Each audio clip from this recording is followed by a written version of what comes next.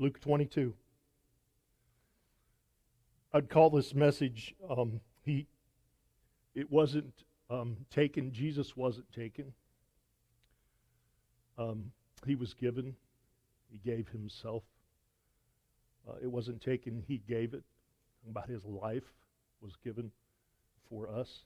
And so that's the one thing in this lesson I'll tell you up front. I just want us to each take away from this, because you could get lost in the intrigue and all of the manipulation and all that was going on behind the scenes, as if it was all the wickedness of the people and the things the people did that brought this to happen, but it was God's will that it happened, and he used the wickedness of people to bring it about. In the beginning of Paul's letter to the Galatians, he states, "Grace to you and peace from God the Father and our Lord Jesus Christ, who gave himself for our sins, that he might deliver us from this present evil age, according to the will of our God and Father, to whom be glory forever and ever. Amen." He gave himself. John said, quoting Jesus, when Jesus spoke of the Good Shepherd as being the Good Shepherd, he said, "Therefore my Father loves me, because I lay down my life, that I might take it up again. No one takes it from me, but I lay it down of myself, as the shepherd laying down his life for his sheep." And so we pick up in Luke 22. We're going to pick up in verse 63. And as we pick this up, Jesus is sitting at the house bound and at the home of the high priests. He's already faced Caiaphas and Annas. Peter has already denied him 3 times. And at the crow of the rooster, Peter became aware of this.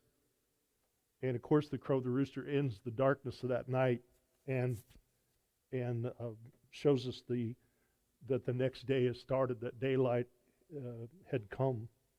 We pick up in verse 63. "Now the men who held Jesus mocked him and beat him. And having blindfolded him, they struck him on the face and asked him, saying, 'Prophesy, who is the one who struck you?' And many other things they blasphemously spoke against him." Jesus had predicting the mocking and the beating would happen. And it really wasn't unusual for soldiers to treat a criminal in this way, although it was considered illegal. It was against the law to do such a thing. But it wasn't unusual in spite of the Jewish law. These soldiers were likely temple guard. It's kind of ironic that their job was to guard the temple and the function of the temple, and to protect the things of God from the abuses of men and the things that men would bring in wickedness in the presence of the temple, which was all about the worship of God.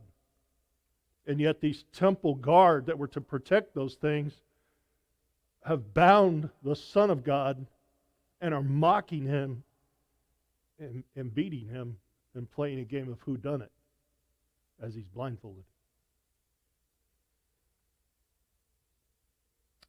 They held Jesus as a criminal, and their actions toward him were criminal in themselves. But when the accused stands and he has no friends, he has no one standing with him, when the accused has no one to defend him, then the wickedness of man can all join together as a mob mentality against the Son of Man, against that person. There was no one to keep the wickedness in check. It's the same thought that we've heard before. All that is required for evil to triumph is for good men to do nothing, which is really a fitting thought for the week before us. Those men that were sent to do the dirty work of the priests, and the scribes, the high priests, those men that were sent to do the dirty work that would just say, "Hey, we're just doing our job. We're just doing our job. Those men who failed to take a stand, those disciples who failed to take a stand, those who just went along with everything, end up becoming just as evil as those who bring the false charges and bind the Son of God and prepare to nail him on a cross. And he does it willingly, allows it to happen for those people, for us, who have done the same.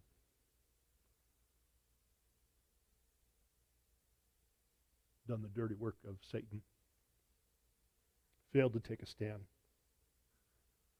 Failed to keep our eyes on the Lord and sin. John said he was in the world, and the world was made through him. And the world did not know him. He came to his own, but his own did not receive him.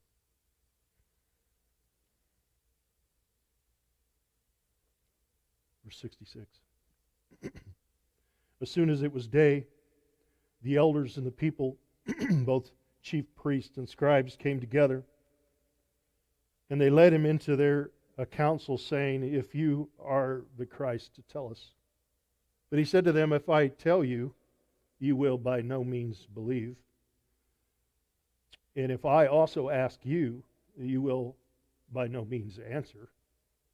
You will by no means answer me or let me go. Hereafter, the Son of Man will sit on the right hand of the power of God." I can just imagine Jesus just looking up at them and saying, hereafter, the Son of Man is going to sit at the right hand of the power of God. Can you imagine Jesus looking at them right in the eye and saying that? You just like melt a person right in their footsteps. Then they said, are you then the Son of God? See, the whole Son of Man was a reference to the one spoken of in Daniel. It was sort of a clue to them that they would have heard that and they would have immediately thought of the passage in Daniel. He said, "You rightly say that I am." They said, "Are you saying you're the Son of God?" "You rightly say that I am." And again, when he says "I am," it is pointing right back to the burning bush. God says, "I am that I am." And they said, "What further testimony do we need? If we have heard it ourselves from his own mouth." And so from that moment, they had already decided he is guilty. There's no need to go on. We don't need to carry this trial any further. We were moments into a legitimate trial when the sun came up, moments into it, and they'd already decided that he was guilty. Remember, Jesus was standing before many men. There were several trials, some official, some unofficial. He'd already stood before Annas, the former high priest, who probably was the power or the authority behind Caiaphas, who was his son-in-law, who was the official high priest. He had stood before both of them already, which he was not supposed to do, which was illegal. He's now standing before the Sanhedrin, which was the governing, sort of loosely governing body of Israel. But they were only given so much authority and power by Rome. So there was only certain things that they could do. And then he would stand before Pilate, and Pilate would send him to Herod. Herod would send him back to Pilate. And you would see him stand before these soldiers, and they would judge him, and they would mock him, and they'd beat him, and then he would stand, or I should say hang, between two thieves. And they would evaluate him. And it goes on today. Every person here at some point in their life, and maybe even yet today, evaluate Jesus. Look to him and have to decide. You can't just look away. You can't just ignore it. You hear this and you say, this man went through this, and the scriptures say he did it willingly. Why would he allow such a thing? Why would he do such a thing? You have to decide. You have to make a call. But if he did it for you, and you understand that, and you truly believe that, then that requires a response. David Guzik outlines the 7 ways that the Jews violated their own laws in this trial of Jesus. And I wanted to share it because you see this through Luke's, most of these you see through Luke's account. All criminal trials must begin and end in the daylight. Well, you see this trial, the questioning had already begun at the home of Caiaphas and at Annas. And so the criminal trial, the beginning of that questioning of him before daylight was illegal. The second one, only decisions made in official meeting places were valid. And so the Sanhedrin within that council was the only place that decisions like that were to be made. And we see that they were already essentially made the decision that he was guilty, and they were taking him to the Sanhedrin to try to have him dealt with. It had been decided long ago that he had to die, right? They had already decided that. The third one, criminal cases could not be tried during Passover season. Yet this is right at Passover. The fourth one, only an acquittal could be issued on the day of the trial. The guilty verdicts had to wait one night to allow for feelings of mercy to rise. They didn't know that. So for them to give a guilty verdict, they had to wait and allow feelings of mercy to work on their conscience till their being before they announce that guilty verdict in that sentence. It didn't slow them down. They'd already decided that he was guilty and that he had to die. Number 5, all evidence had to be guaranteed by 2 witnesses who were separately examined and could not have contact with each other. So you had to have 2 witnesses give an account. They had to be questioned separately and have not talked to each other so that they gave good accounts of their testimony that were witnesses against or for.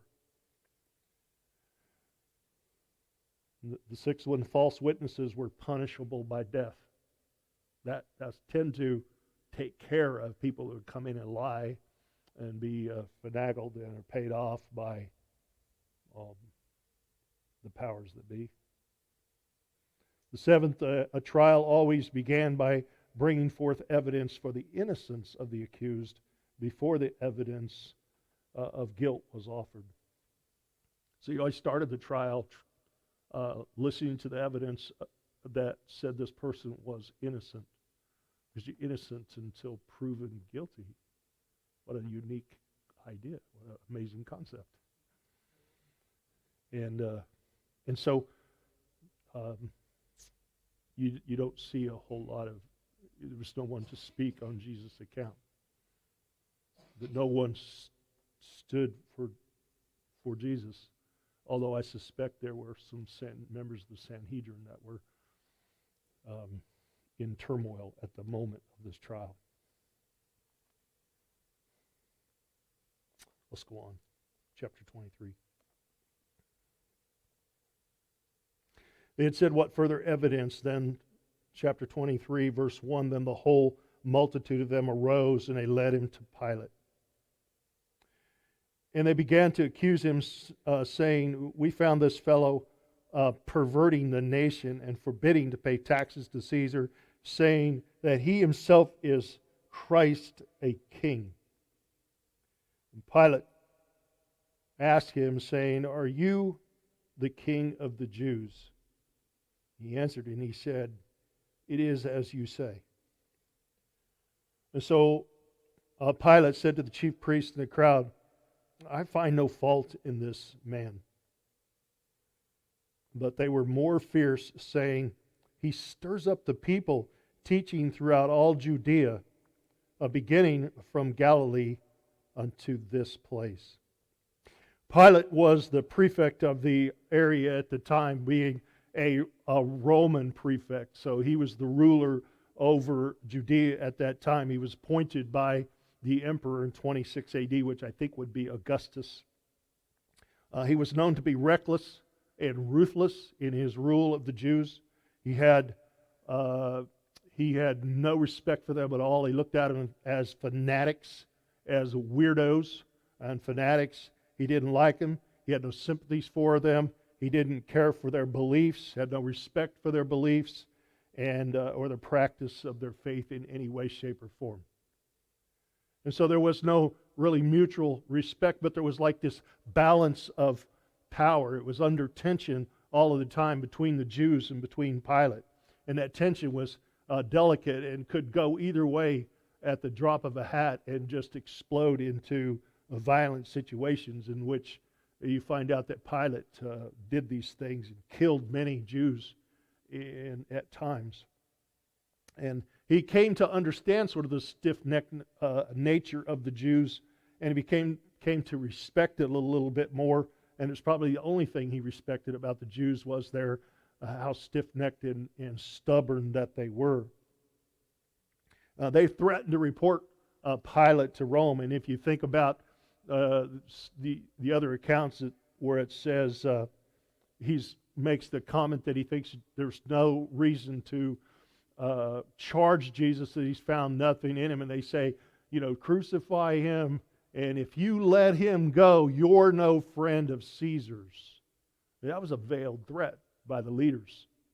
If you let him go, we're going to talk to Caesar about this, because we said this man is an enemy of Rome, and you're not taking care of an enemy of Rome. You're letting him go. We're going to go let Caesar know this. So it was a veiled threat.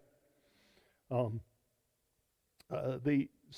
there was this understanding, this stiff-necked nature, that they were so stubborn and so set in their ways that he understood that they would go to Rome, and so that became this sort of established balance, this tension that was between the two. Philo wrote, Philo was an Alexandrian scholar. He wrote that the Jews had threatened to report Pilate to the emperor for his misdeeds. And this threat exasperated Pilate to the greatest degree possible, as he feared lest they might go on an embassy to the emperor and might impeach him, and with respect to other particulars of his government. Particulars, as Philo relates them: his corruption, his acts of insolence, his rapine, which is violently stealing the property of another. Sounds familiar, right? His government is his corruption, his acts of violence, his rapine, his habit of insulting people, his cruelty, his continual murders of people untried and uncondemned, and his never-ending gratuitous and most grievous inhumanity. That was Philo's opinion of Pilate. So they left the Sanhedrin. They took Jesus before Pilate because the Sanhedrin had no authority to crucify him. They could not kill a man. The Sanhedrin could not give a death sentence. And so in order for that to go, had to escalate that to Pilate and go ask Pilate to do this. So their offense was that he said he was the Son of God. But that meant nothing to Pilate. He didn't care about any of that. And so when they get to Pilate, essentially asking him, and they have to put pressure on Pilate. He has no respect for them. And it's really important to remember that Pilate's looking at him like, what do these people want now? He just said they had to stomach this whole gathering of Passover and just sort of put up with it. And he demanded that there be peace. And the peace of Rome was important. And that got more people in trouble than anything else. Was people that disturbed the peace, people that were rabble-rousing, that Rome would step in and silence that stuff. And so they began to accuse him, saying this fellow is perverting the nation. Perverting means he's twisted, he's bending or making the nation crooked. And it's funny because Jesus had already said that this is a wicked and perverse generation. He already said they're twisted and they're crooked. And it's kind of funny, if twisted and crooked is your norm, then when somebody tries to straighten out the twisted and crooked, it sort of feels like there's a perversion, a twisting of things. Jesus was simply trying to untwist what was twisted, to straighten what was already crooked. And so their accusation that he was trying to pervert the nation was completely wrong, but Pilate had to look at that and sort of scoff at such a crazy thing. He's looking at Jesus, who is probably looks more like a pauper than anything. A Nazarene. He has no followers. There's nobody with him. He is standing before this man with the authority of Rome. And so they take it to the next level when they say he's forbidding to pay taxes to Caesar, which was really just an outright lie. And if false testimony was called to be die for giving false testimony, somebody should have paid for that. But the accusation was that he's forbidden people to pay taxes to Caesar, which is an indication of insurrection, as he's trying to form a rebellion against Rome. And then the third one is saying that he himself is Christ, a king. And so they're trying to point Pilate to this man is trying to be rebellious. He's trying to raise up a new rebellion against Rome, and he's their king, and they aren't going to pay taxes to Rome. And so they're trying to stir Pilate in this way. Pilate, again, looking at Jesus, he doesn't appear, it couldn't appear in any way to look like he was a rabble-rouser that was trying to take over a nation. But Pilate looks at him and says, "Is it as you say?" And as I say, I think Jesus probably looked like a lamb led to slaughter.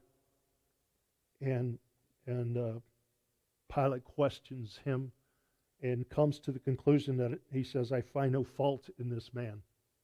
Now this is the first testimony of a godless tyrant, and he gives a testimony of the innocence of Christ and really the qualification of Christ to be the propitiation for our sin. That there was no sin found in him. And so even Pilate is given testimony that Jesus is who he says he is. He said, "I find no fault in this man," and there was no fault to be found. So that's the first testimony of several.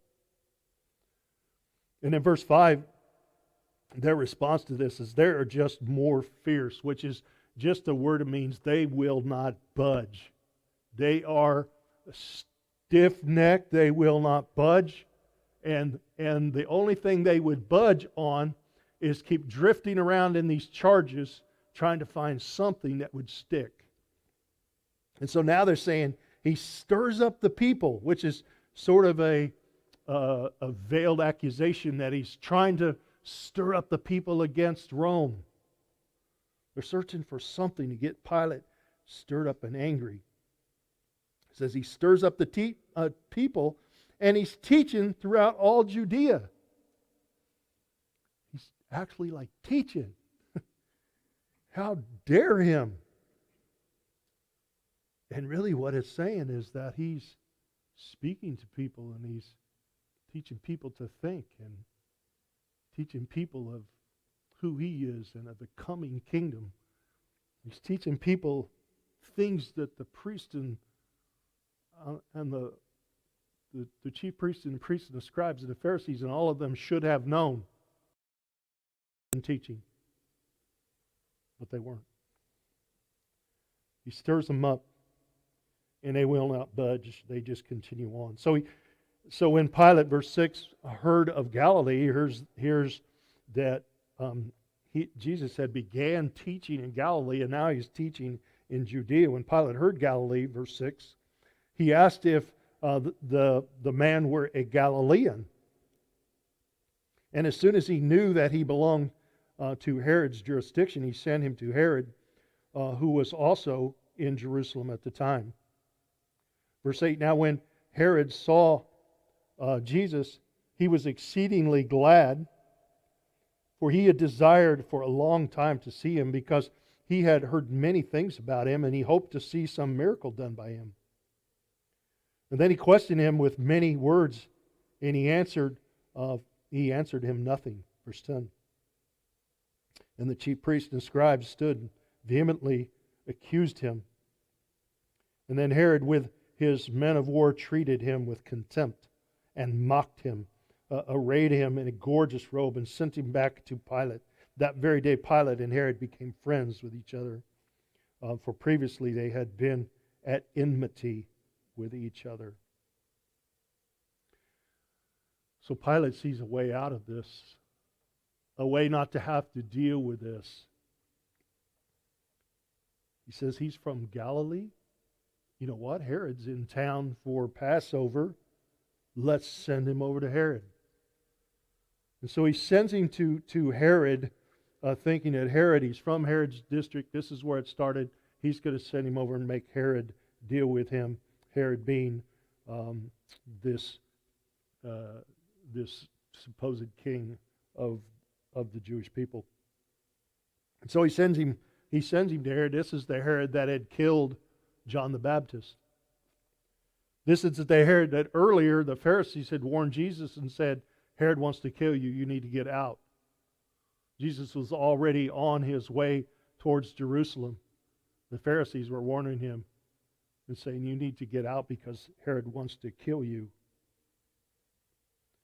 Herod was first started hearing about Jesus in Galilee. He started hearing of the miracles and the many things he was doing. And he was actually afraid of Jesus because he thought he was a resurrection. He thought he was a resurrected John the Baptist. He had cut the head off John the Baptist, and he thought, this is John the Baptist has come back from the dead and going to haunt him. And apparently he was having nightmares about that. So Herod was a little freaked out by Jesus, a little threatened by Jesus, had threatened to kill Jesus, and now here Jesus goes to stand before him. It's interesting, Herod's attitude towards him. He was exceedingly glad. Herod was a strange dude. His mind was bent. He was exceedingly glad. He desired to see Jesus for a long time. But why did he desire to see him? Because he wanted to see him do a trick. Imagine Jesus coming before him. He said, Jesus, I'm so happy to see you. I've been wanting to see you for a long time. Do me a trick. Do me a trick. Pick a really good one for me.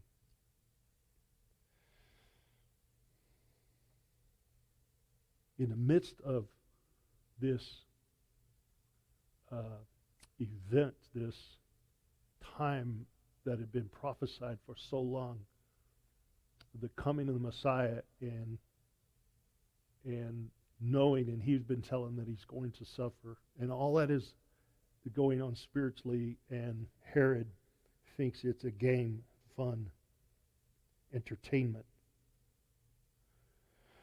Herod then questioned him with many words, and Jesus answered him nothing. Again, remained silent as a lamb led to slaughter. Chief priests and the scribes, they just accused him more and more. Just kept pressing and hammering with the charges. Then Herod, with his men of war, he didn't want these men that were hammering and all these charges. He didn't want to upset the crowds. He didn't want to anger them, so he wanted to be on their side. And what better way than to mock Jesus, to treat him poorly, to make points with those men bringing charges. Herod with his men of war treated him with contempt. And they mocked him, and they arrayed him in a gorgeous robe. The word for the gorgeous robe means it was a robe that was flashy. It was like shiny, and it was really special, and they wrapped Jesus up like a Christmas present. And they sent him back to Pilate. Pilate thought it was funny and fun. That Herod, he's a real character. And the two men that hated each other normally thought it was funny, and they shared a joke, and from then on got along just fine. Over and over you see people that normally would be enemies, people that normally would disagree about many things.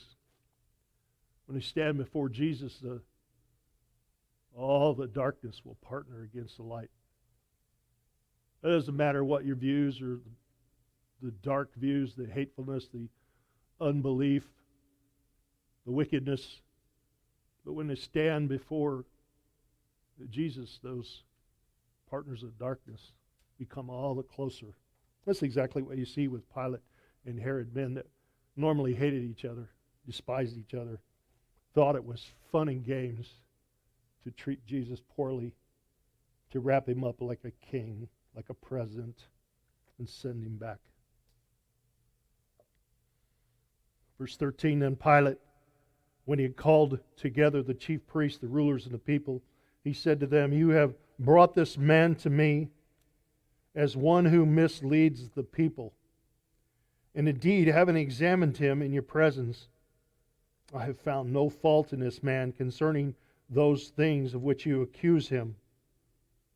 And no, neither did Herod, for I sent him back to him. For I sent you back to him, and indeed nothing deserving of death has been done by him. I will therefore chastise him and release him, for it was necessary for him to release one of them at the feast. So here's the second testimony of Pilate. He already gave one testimony of the innocence of Christ. Again, he says, I find no fault in this man concerning all these things and all the charges that you bring and the accusations. And Herod didn't find anything either. He just beat him for the fun of it.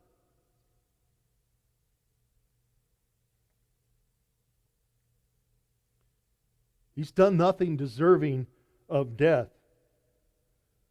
And so Pilate says, I'm just going to chastise him, which is to scourge him. And so there was like 3 levels of scourging. So a scourging would be the whipping, the beating. And so there were different whips and different ways they were used in a sort of 3 different levels. And the one said, you were bad, don't do this again. And the other one said, you're going to hurt so bad, you'll never do this again. And the third one says, you're going to die, you won't do this again. The first left marks. The second opened you up. The third opened you up and bled you out. So Pilate offers this chastising, this lower level of whipping Jesus. He said he's not deserving of death. He said some things that maybe you didn't like. It's like an offer of compromise. I'll beat him for you, and it will set him free. And I have to set someone free anyway because of this. This is a kind of interesting, verse 17. As far as Luke is concerned, this verse may have been added as sort of an explanation to the text. Some of the earliest texts of Luke do not include this verse, so I think it possibly was added. But it is in the original text in the other gospel accounts, so just that it was added as a means of explanation doesn't make it any less biblical. But and there's really nothing outside the Bible that points to this. There must have been some agreement between the Jews and Rome, between Pilate and the people, that on Passover he would release one. And I suspect that it was one of those things that when you asked them, nobody knew where that tradition came from. But it was in place for this event, for this alone. However long it existed, it appears that it was in place for Christ and for this event, because the choice would be made. And it was going to be made about Jesus or Barabbas. And so Pilate looks, look, I got to release somebody anyway. I'll beat him. I'll release him. We're all good. We can all go home, have a good day. And they cried, all cried out at once. They were all in agreement. Again, these men that were constantly at each other's throat, you couldn't get them to agree. Even all the Pharisees couldn't agree. The Pharisees wouldn't agree with the high priest. The high priest wouldn't agree. The Pharisees wouldn't agree with the Sadducees. The scribes were always at odds with somebody, and all these little groups of people. But they all cried out as one. Some of the same people that cried out, Hosanna, the previous at the beginning of the week, cried, Hosanna, when Jesus came into town. Some of those same people are now saying, away with this man and release to us Barabbas. Verse 19, Barabbas, who had been thrown into prison for a certain rebellion made in the city and for murder.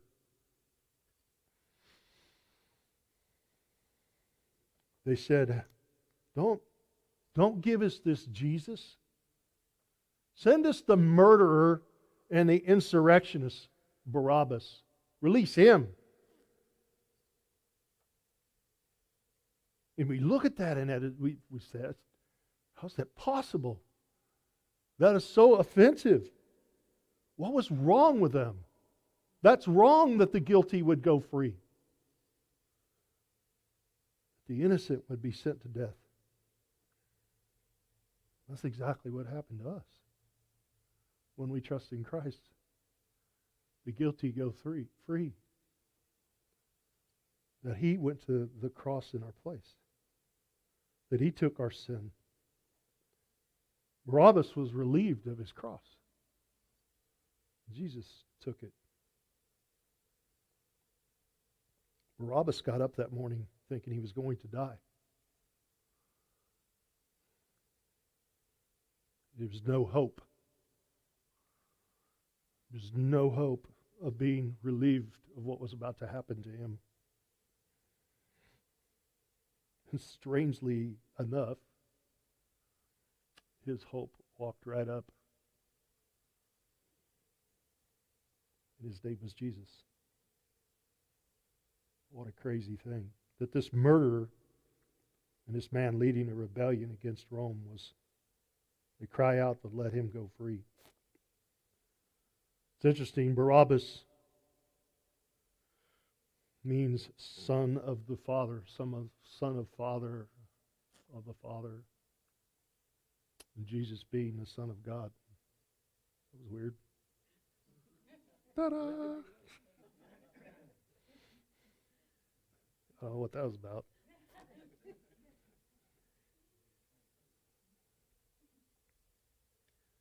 Barabbas means the Son of the Father, and he's standing there with Jesus, the Son of God, Son of the Father. And the choice was to be made. Verse 20, Pilate, therefore, wishing to release Jesus, again called out to them. But they shouted, saying, Crucify him! Crucify him! Pilate tried again. You can tell he does not want any part of this.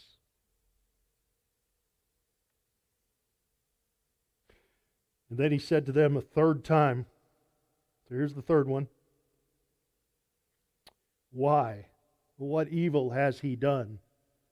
I have found no reason for death in him. I will therefore chastise him and let him go. But they were insistent, demanding with loud voices that he be crucified. And the voices of these men and of the chief priest prevailed.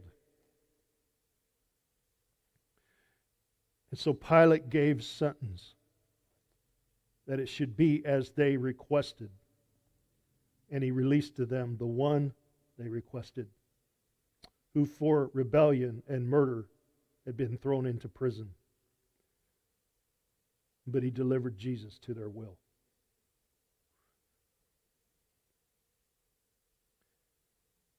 Pilate, this ruler that we know was a tyrant, had no respect for the Jews, yet he was trying to do the right thing.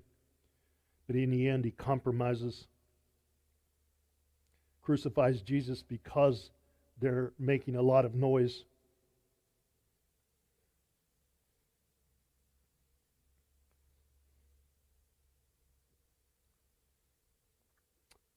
Their loud voices, it says, prevailed. And it was at this time that Pilate washed his hands of the whole thing, as if he could. As if he could release himself from all responsibility by doing such a thing. Pilate condemned Jesus. Barabbas was released.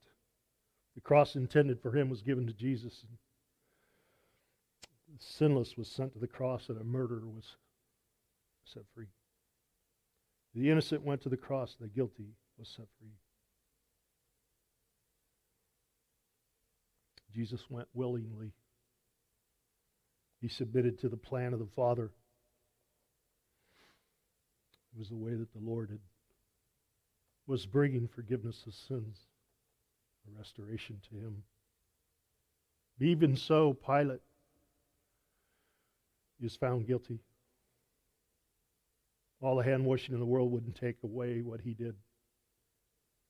There's a proverb that says, "He who justifies the wicked and he who condemns the just, both of them alike are an abomination to the Lord." He did both.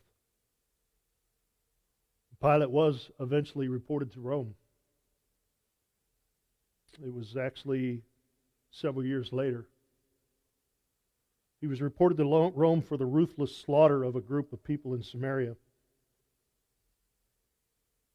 And as a result of this, he was deposed in 36 AD, so it's a few years after Christ was crucified. And he was sent to Rome, and before he got to Rome, Caesar Augustus passed away. And so he was summoned to stand before Augustus, but Augustus passed away, so he goes to Rome. And so he either stood before Caligula later, or there never was a hearing. We don't really know. There's two fascinating legends. One legend says that Pilate committed suicide as a result of the guilt and the shame for crucifying Jesus.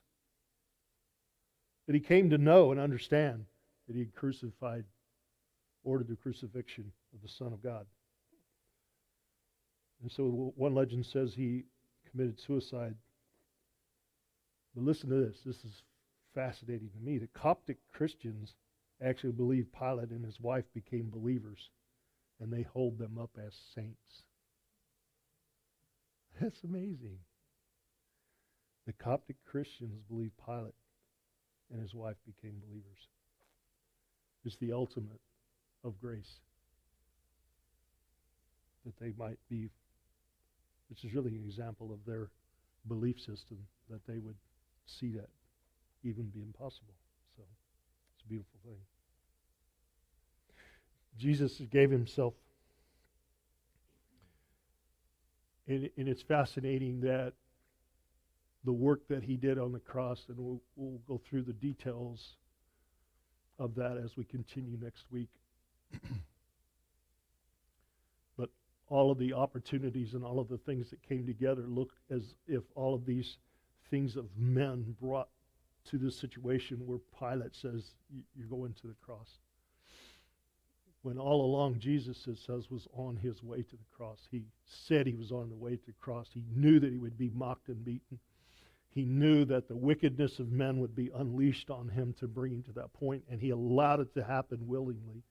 When he was in the garden, it said I could call 12 legions of angels.